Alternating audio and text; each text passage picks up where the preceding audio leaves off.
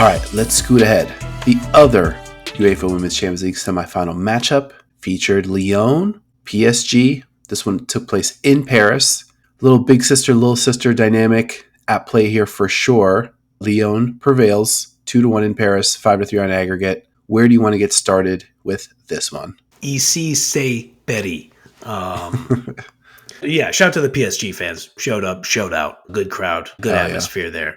But yeah, we got to start with Lyon. They did what they had to do. It was a professional win. We talk about favorites of the program. Karidatu Diani. There were a lot of players who played really well for Lyon. I want to start with Diani first. I thought she was a beast right from Jump Street. There was a moment very, very early in the game, almost as early as that minute 3 goal by Basha. We'll get into that.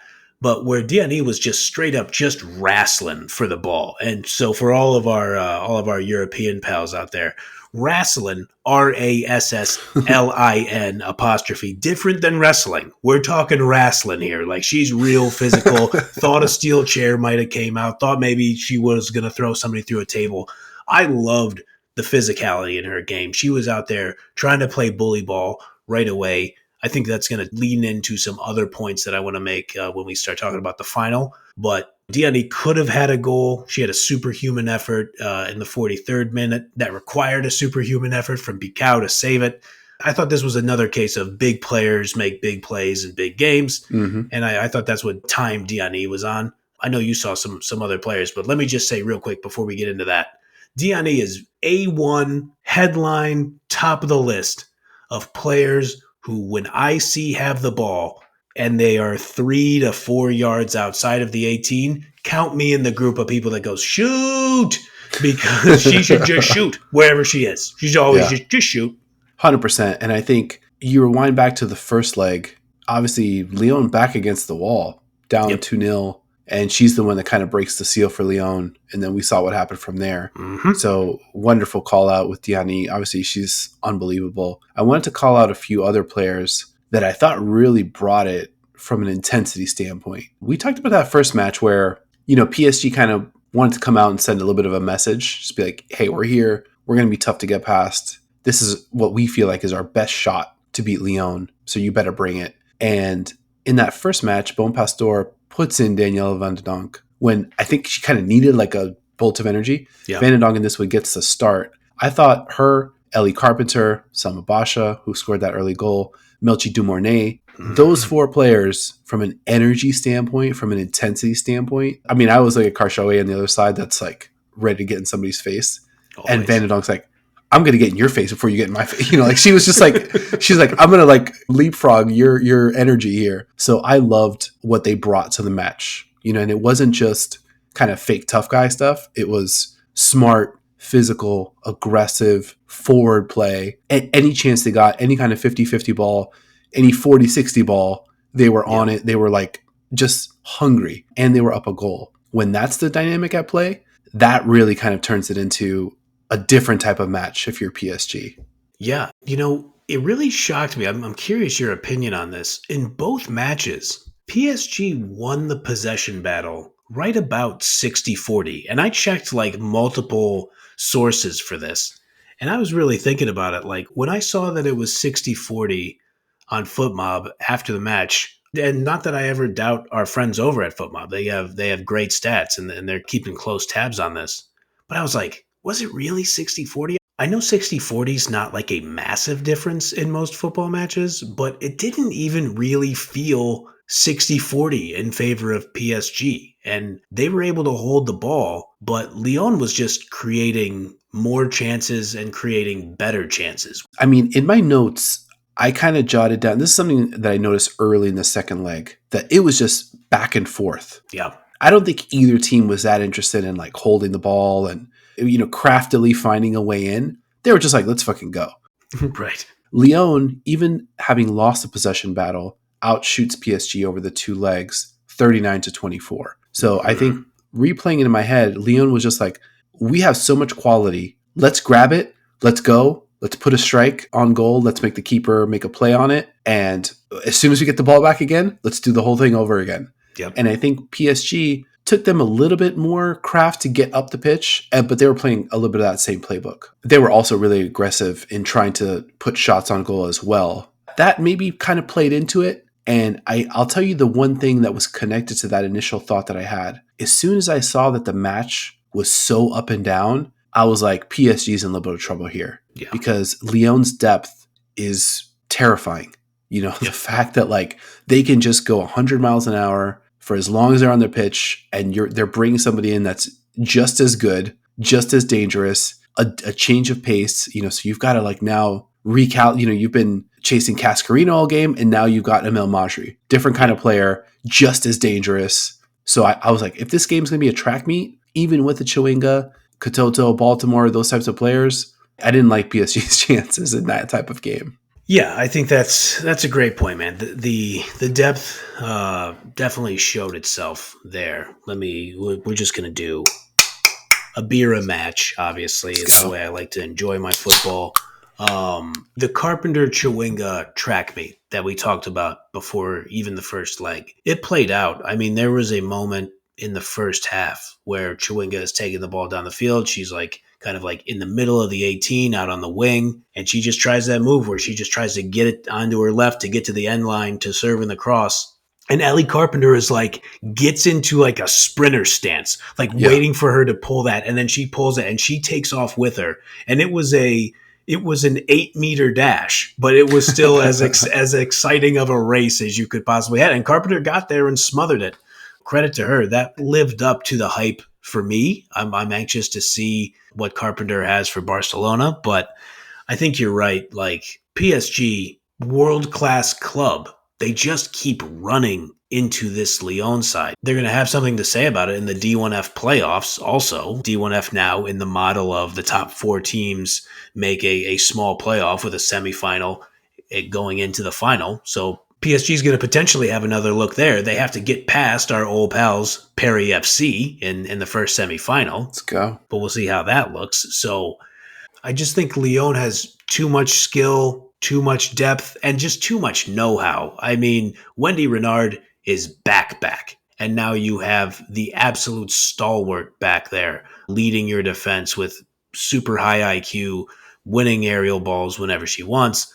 They're hard to beat. And it's tough for PSG because I just can't stress how much we love watching this club and the great skill that they have. They just keep running into a juggernaut.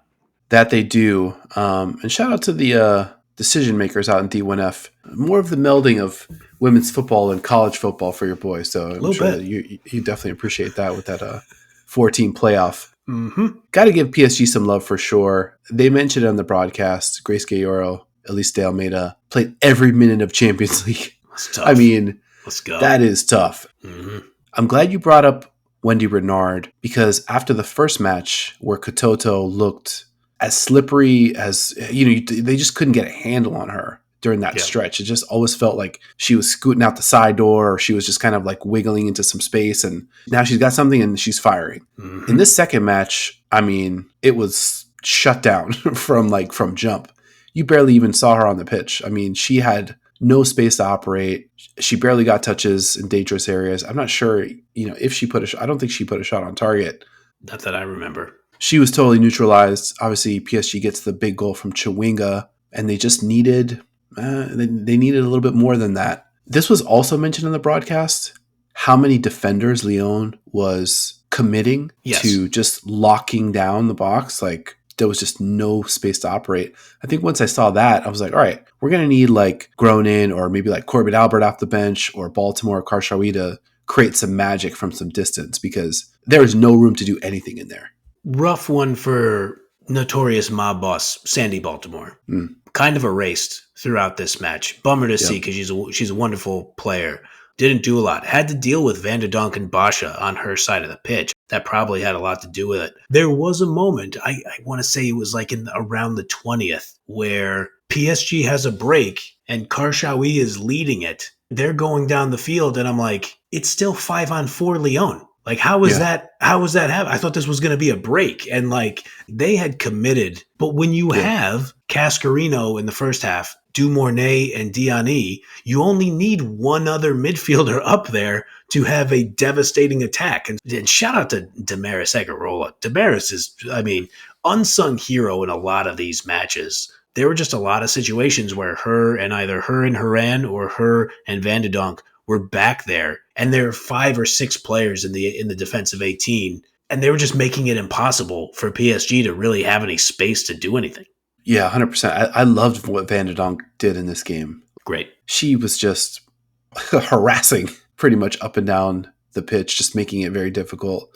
And yeah, that's exactly what it was. Just no space to do anything. They weren't going to get beat, and we like our chances on the break. Yep. You know, and imagine you lose Eugenie Le Sommer, Ada Hegerberg to injury, and you just kind of dust off Delphine Cascarino, Melchi Dumornay. Kadi Diani, she's still out there just menacing. And to your point, with those 3 players, you don't even really need a midfielder to run with them. Like, if one of them's got the ball, you kind of trust their decision-making all the way around. Cascarino let one rip early. Damaris, like you mentioned, forced Pico into a save on a ball that was definitely going to go in. For sure. PSG keeper Pico, she had an interesting 8 or 10 minute stretch there in the second half where she lost her mind a little bit, but no shots at her. I mean, that was a tough day in terms of having faced as many shots as she did. I want to just kind of pull up the number here real quick. Lyon manages 17 shots, 8 on target. Mm-hmm. And that's 8 Lyon shots on target, which are a little tougher than your everyday shots on target.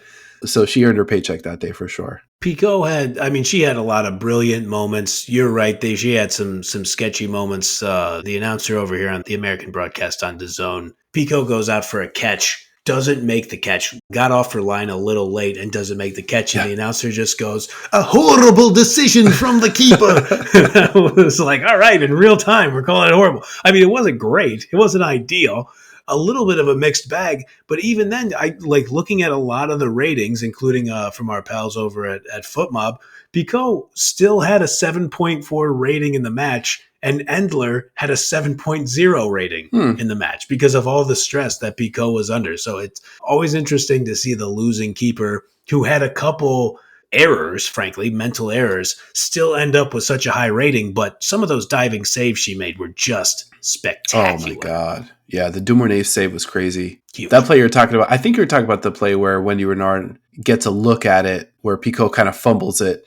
And what was bad was she goes up to get it, she doesn't get it, and then she stumbles away from the goal, she just stumbles out of the play, she stumbles off the screen. And Wendy Renard has a look, missed it maybe by a foot or so. Could have been real trouble for PSG, but yeah, I mean the save on the Dumornay, I mean that's as high leverage as it gets, and that ball was rocketed in. It was such a and shot. She dealt with it. Props to Pico, obviously, had her moments for sure. Yeah, and a lot like this Barcelona-Chelsea matchup. The better team, the more talented team, the more experienced team just wore down the contender, the up-and-comer, the challenger, and we sort of ended with the result that probably, it was where it should have landed.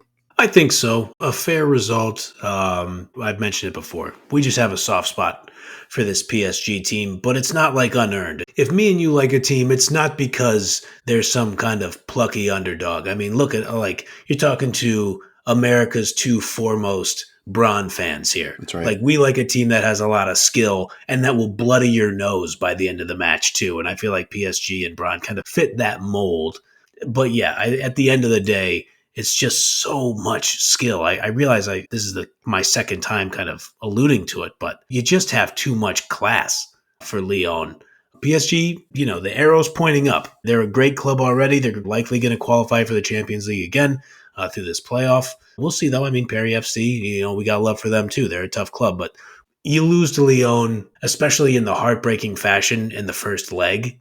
Hard to come back from that, even when you're playing at home. Mm-hmm. Shout out to them, though. They played really tough, and they made Lyon earn it for sure. That was a funny moment when the announcer was talking about the D1F playoffs, where he's like, could you imagine if this Lyon side, they can actually be eliminated, if they lose the first round matchup and miss out on the Champions League? And then he's like, that is, of course, unless they win the Champions League. Right. Kind of wild. Totally plausible.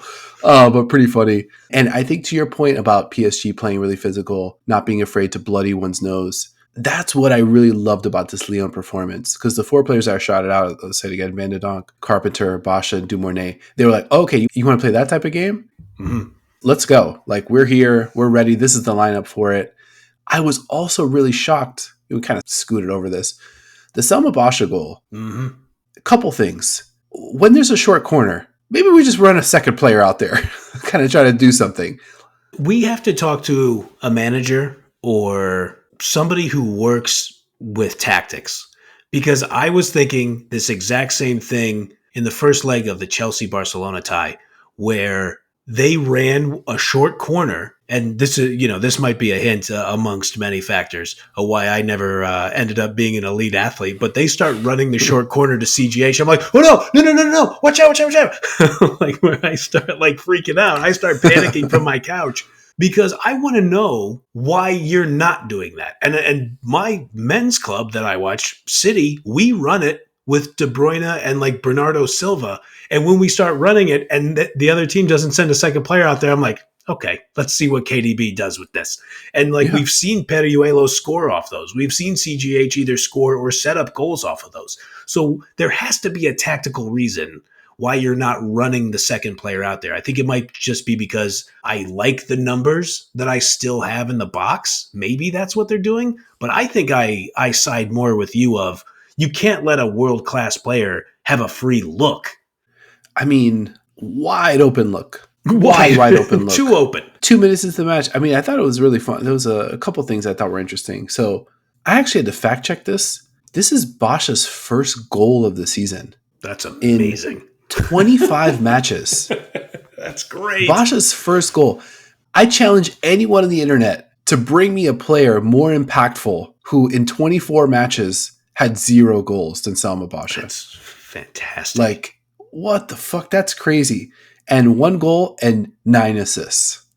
Look at that. Let's go. Let's fucking go. That is totally my kind of player. I'm very tempted. I mean, I might save it for the final, but I've still got 4 ITC Hall of Fame slots for the calendar year 2024.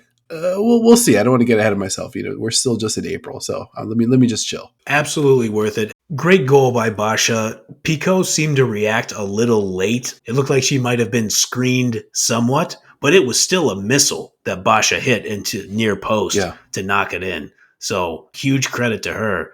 Different kind of Basha ball was like the first thing I wrote in the notes. Like Basha ball is, I'm serving in brilliant crosses. I'm making sure everybody else gets set up. I was like, is the second page of Basha ball just I'm going to rip a shot early in the match and tuck it in, put ourselves out in front here? I mean, I like to think about Basha ball as like the accuracy. And it really is. To put it through that one little crevice there, wild. That early in the match was just brilliant. And we had talked about Lyon's affinity for scoring early. I thought it was very interesting. I got it here in my notes. So obviously the Basha goal happens roughly 2 minutes and like 2 seconds into the match, right? Yeah. The other 4 goals, 80th minute, 81st minute, 85th minute, 86th minute. So when we think about a couple things, the depth, obviously like that shows right there. One of your favorites or one of your, burgeoning favorites, Amel Majri, she comes on as a sub in both, involved in the scoring in both matches again. First match, Besho starts. Besho comes in as a sub in this one. I mean, this is something that is going to be interesting when you think about the Barcelona matchup. We'll get to that in a minute, but I kind of keep thinking about what Giraldez did at the end of the first Barcelona-Chelsea match, where it's like, all right, well, let's try Vicky Lopez. Let's try Alexia. Let's try, the subs felt a little scrambly. Like they were kind of like scrambling when I'm like, then I kept thinking about the Emma Hayes quote, hey, this is still halftime. Giraldez kind of settles himself down going into the second match, much more well thought out, and obviously the results bear it out. But the depth of this Lyon side, I think, could really be really interesting going into the next match, especially considering how effective they were in the 80s, like in terms of like the last 10 plus minutes of the match, both matches actually. I think it's a great point, and I think it's going to bode well for an absolute banger of a final, where in the last 15 minutes, Either team could score a goal, and whether it's the goal to seal the thing or it's a goal to equalize or it's a goal to put you one ahead, I think that's all extremely live. You mentioned her. Let's talk about it. Amel Majri on that Dumornay goal in the 81st minute. So I'll back it up a little bit. Dumornay gets tackled near midfield, gets back up. Come on, in the run of play, gets tackled, gets back to her feet, gets the ball out to Becho. Becho drives the ball down the pitch, serves it into Majri. Can we just, and shout out to the color commentary on the American broadcast, who just would not stop talking about the Amel Majri touch to leave it for Dumornay. And she should have. And she was 1,000,000,000% right. That touch from Majri, the presence of mind, the ability to just leave it just enough so it doesn't get, so it doesn't kind of die and get picked off or get mucked up by a defender. Just a moment of brilliance from Majri. She should have hit you with the call me Selly again after that, but it's obvious it's Dumornay's moment for scoring the goal. But that is a piece of football that you love about the sport, is that the assist is every bit as beautiful as the goal. Unreal. Just unreal play. And, very high stakes moment. I mean, the match is within a goal. Like this could kind of flip either way. We were talking about it a little bit earlier. Basha scores early. Chawinka scores essentially 5 minutes before halftime. And the Dumornay goal to kind of like seal it. There's like a 30, 40 minutes where the whole tie is within one goal. So this is like a high pressure moment. And, the fact that Majri's a sub, Becho's a sub, and like they're able to put this magic together that late into a match is just, it's insane. It's insane. This final is going to be bonkers. I cannot wait. Totally agree. Absolute banger on deck. I do want to make sure I just referenced the color commentator on this match. Gilly Flaherty, English player, former Lady Gunner. Let's go. Gilly Flaherty was all over it. Just the Amel Majri touch. Absolutely brilliant. Dumornay fires it home. That's pretty much all she wrote. And they're already, probably not because they're professional athletes and they're locked in, but everybody else looking at that final going, okay, Barcelona, Lyon. Everybody had a feeling we were going to get there. We were going to get here eventually, but not the way we did. Nobody saw the 4-4 Benfica draw. Nobody saw, except your boys, nobody saw the tough matches versus Braun for Barcelona. Nobody saw except your boys, obviously.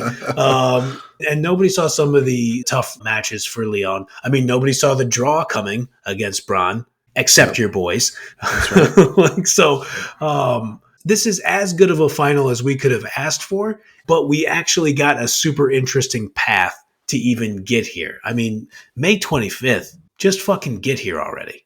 Well, a little bit of a surprise for the audience. So your boys are going to go live after the final. So what do you know? If you're not going to be in the building, once the match wraps, hop onto YouTube. We're going to be streaming live. You can catch it on the pod after the fact. But Come hang out with us. Come kick it with us. We are going to be, I'm sure, losing our minds for, I don't know, roughly an hour and a half on YouTube. What else are you going to be doing at that point? We'll have a couple beers on deck. You'll get the nice, crack into the beer sound, maybe 1, 2, 3, or 4 of those over the course of maybe 90 plus minutes with your boys. So come hang out, mark your calendars. We're going to be live, reacting, recapping, trying to collect ourselves after what I'm sure is going to be just an epic, epic final. I love it. I'm looking forward to it. As soon as you were like, hey, man, what do you think we should try this? I was like, okay, why not? I think we could probably do some live producing right now. Maybe we'll do like a Q&A. We'll try to, we can incorporate, like we say, you know what? I'm just going to say it because I've been thinking about this for a while. Smartest football fans in the world following this program. I agree with that. I mean, we got people who are watching the games, giving us info on like what they've been seeing. We have people who like are clearly putting a lot of thought into what they're watching. So, I mean, we always say it, at the risk of being sentimental or whatever. We just appreciate you guys watching and like caring about the actual gameplay as much or more than we do. So it's always cool to see you guys be like, well, I kind of like this look. And I liked when they switched to this defensive back 5 instead. It's just like, oh yeah, fuck, I didn't think of that. So like, I figure in a live environment, I'm very much looking forward to rocking with you guys, but also please keep in mind I'm going to just speak for myself here. I could very much be terrible at this. So just give me a little, let me get my shots off and we'll see how it goes. Yeah, definitely subscribe on YouTube. But more importantly, follow us on X/Twitter, ITC_pod. We'll be dropping details and links there heading into the final, so you'll know what to do. You know where to find us. Could be that we find a different platform. Maybe we go somewhere that could provide a little bit more interactivity in case we want to bring some of you all into the mix, get some of your breakdowns, some of your takes in real time. Hell yeah. That would be pretty fucking awesome. So definitely keep it locked for that. Anything else you want to hit, Lyon PSG? Well, what about the final? I don't know that, it might be a little too early to kind of really uncork a finals prediction. We're going to have a proper preview coming up here soon with possibly a special guest or two. Mm-hmm. More on that later. Where's your head at with regard to the final? I said it last week when we talked about the second leg of Barcelona going to London to play Chelsea. I believe the phrase I used was, I'm not in the business of betting against Barcelona. Mm-hmm. I think I remain in that business. I will say that the second leg of the Lyon PSG match gave me some concerns, certainly. It would be crazy to think that Barcelona is some kind of like overwhelming favorite. I cannot wait to see the betting odds on this. I want to see kind of what our pals in Las Vegas or Monte Carlo or wherever you might like to gamble. I'm really interested where they set the line, like how heavy of a favorite Barcelona might be. I don't think it should be a lot, but I tend to lean on in the two legs of the semifinal versus Chelsea, they didn't get a Perejuelo or a CGH match. How much longer are we going to wait before we get one of those two having a match? And what if they both have a great match at the same time and it happens to be in the final in Bilbao? Then I think Lyon might be in real trouble. Hard to argue with that. I mean, I think Barcelona is at the mountaintop right now. Yes. Lyon has some of that institutional championship DNA that goes back a little further, though. Hell yeah. They've been in the mix forever. I'm looking at some odds here. It looks like Barcelona's in the minus 300 range, Lyon plus 250 to win. That's heavy. That's a little heavy. I would agree with that. Yeah. I would agree with that. The one thing that I'm having trouble reconciling, Lyon's depth. Yeah. If this gets into deep waters, I kind of like, those players coming off the Lyon bench and making a difference a little bit more than I like. Obviously Pina's great. Vicky Lopez, she could be explosive, but I just kind of like the Lyon depth a little bit more. And I think physically we saw how Barcelona struggled with Mayra Ramirez. Mm-hmm. Now you got Diani up there, you got Melchi up there, Cascarino up there. Like, who knows if Ada Hegerberg's back? I rewatched the first Chelsea-Barca match. Mayra Ramirez was feasting on Paredes. Like, pretty much whoever you threw out there. Engen, Paredes. She had that moment where she just throws Patry like halfway across the 18, just in a fit of rage. So it's like, why couldn't that happen? Mm-hmm. With like the big bodies and the physical players and like just the hunger, the attacking nature of like those Lyon forwards. I mean, that's the only thing that's giving me a little bit of pause and preventing me from just saying, hey, this is Barcelona's trophy to lose. I think that's totally fair. And I'm glad you mentioned it. You actually reminded me of what I was trying to hint at early in the segment is Diani was so physical out there. There was actually one point where I was like, is she just like gearing up to go out there and start throwing around Ingrid Eggen in the final? Like, is she just like, hey, I'm coming for you, like Clubber Lang style, like you better go hide because I'm going to come out here and start brutalizing players. That absolutely gave me some pause. I've already mentioned, I've said it like 3 times. It's going to be an absolute banger. I think we're in for a classic. I just think if we're doing predictions, I mean, I've said this like sometimes when I look at two squads, if at the end of the match, Aitana Bonmati is holding the trophy, I don't want to be like, I bet against that. I bet against Aitana Bonmati holding the trophy. That seems silly in hindsight. So I think I'm just going to stay ahead of it. I'm going to say early. I reserve the right to change this when we do the preview. Whoa. No. We're not doing that? No, we're not doing that. No. Okay, yeah, that's true. Well, yeah, that was weak. Thank you. That was Wendy Renard level leadership by you. Thank you for stopping me from making it. It's fucking April 29th. I didn't need to make that prediction. Thank you for being the leader of the show. We got a lot of work to do. And you know what? If you want our prediction, subscribe to the pod. Let's go. Yeah. Spotify, YouTube, Apple Podcasts, wherever you like to partake, we are here. We're dealing. There's going to be some predictions coming down the pike. There's going to be some special guests coming on to help us break down this final. What a fucking journey. Amazing. I mean, I just feel so lucky that we've been able to pretty much follow. I mean, I feel like we probably watched every minute of Barcelona-Lyon in the Champions League. No I doubt. feel pretty confident saying that. So we're going to have a hell of a time kind of like chopping it up. We've got 3+ weeks to kind of get all of our ducks in a row, make some proper predictions, do our homework, get everybody ready to go. And like I said, on the day of the final, we're all going to watch it together, and then we're all going to hang out afterwards. Bring your beers. We're going to crack them together to celebrate a great, great Champions League run. And like I said, like if you like, and subscribe if you enjoyed talking a little Champions League football with your boys. Unbelievable 2 matches, unbelievable 4 matches, really, to get us here. It's been an honor being on this journey with you. We obviously have one more match to go. And let me just say, buddy, credit to you. I know you're sick. I know the young king brought home some kind of virus from daycare. We love a good basketball comparison here. This is the Michael Jordan flu game. I know a lot of people here would try to go with the Scottie Pippen comparison, but let me just say, Luke Longley scored 12 points in that game. So if I could at least be the Luke Longley to your Michael Jordan flu game, consider me honored to do it. That's absurd. I mean, I think we switch off between MJ Pippen, depending on the day, depending on the league. But there's a little bit of each in both of our games. I definitely feel comfortable saying that. But I appreciate you, man. I will take Scotty. He put up 17 in that game. So I'll take that. And we will see all of you for the final preview and probably for some NWSL episodes because I know you guys enjoy that as well. But we will see you guys next time.